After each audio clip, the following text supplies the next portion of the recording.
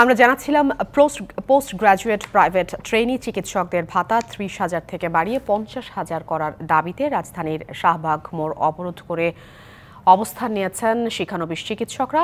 সকাল থেকেই এই অবরোধ কর্মসূচি তারা পালন করছেন। সেখানে আছেন সহকর্মী সাব্বির রোজ, সরাসরি যুক্ত হচ্ছেন আমাদের সাথে। সাব্বির, তারা আসলে আর কতক্ষণ এই অবরোধ কর্মসূচি পালন করবে এবং সেই সাথে একটু যদি আমাদেরকে জানান যে তাদের সাথে সংশ্লিষ্ট কর্মকর্তাদের কোনো যোগাযোগ হয়েছে কিনা এই সমস্যা সমাধানে।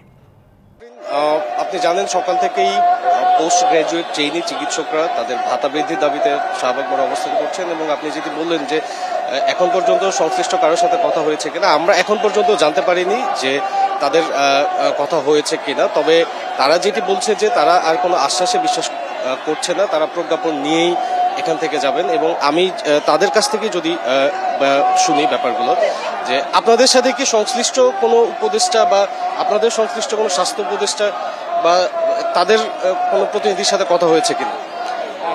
না, এখনো পর্যন্ত আমরা মন্ত্রণালয় থেকে ওরকম কোনো খবর পাইনি। আমরা শুনেছি যে মন্ত্রণালয়ে স্যাররা বসেছেন, আমাদের বিষয়ে তারা আলোচনা করছেন, কিন্তু এখন পর্যন্ত আলোচনায় যদি চলতে থাকে তাহলে আমরাও এখানে বসে থাকবো। আমাদের যতক্ষণ পর্যন্ত কোনো লিখিত প্রজ্ঞাপন আমাদের দাবি দেওয়া মেনে না আসবে ততক্ষণ পর্যন্ত প্রত্যেকটা চিকিৎসক আজকে এখান থেকে নড়বে না।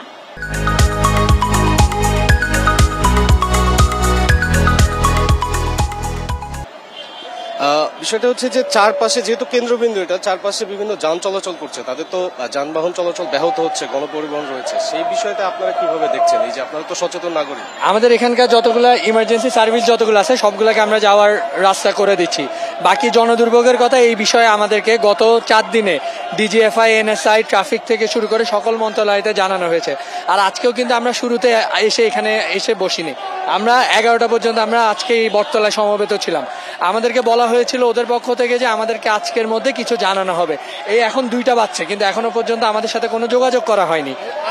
এর আগের সপ্তাহে তো দেখেছি যে আপনাদের এক ধাপে ভাতা বৃদ্ধি করা হয়েছে, সেটা আপনারা কেন মানছেন না?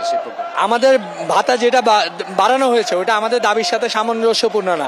প্রতিবারই আমরা রাস্তা বন্ধ করে আন্দোলন করলে আমাদেরকে 5,000 করে করে বাড়ানো হচ্ছে, কিন্তু এটা তো আমাদের দাবির সাথে সামঞ্জস্যপূর্ণ না। আমাদেরকে আগে সরকারের আমলে যখন 5,000 টাকা বাড়ানো হলো তার 1 বছর পরে আমাদেরকে আবার রাস্তায় নামতে হচ্ছে। এর একটাই কারণ দ্রব্যমূল্যের ঊর্ধ্বগতি এবং বাকি আমাদের জীবনযাত্রার মান। এখন যদি আমরা আজকে যদি ওই 30,000 মেনে চলে যাই তাহলে আগামীকালকে দেখা যাবে আবার আরেক গ্রুপ নামবে। আজকে আমার ট্রেনিং শেষ, আমি চলে যাব, কিন্তু আমার পরবর্তী প্রজন্ম থাকবে। আমি বুঝতে পেরেছি। আফরিন, আপনি শুনছিলেন তাদের দাবি দাও, তাদের মূলত একটাই দাবি, সেটা হচ্ছে যে বেতন ভাতা বৃদ্ধি, সেটি 50,000 টাকা করার ইয়েতে। তো এই পর্যন্ত আমার কাছে এখনকার সর্বশেষ ছিল। পরবর্তী অবস্থা আপনাকে পরবর্তী সংবাদে জানাতে হবে। নিশ্চয়ই সাব্বির রোজ, আপনাকে অসংখ্য ধন্যবাদ।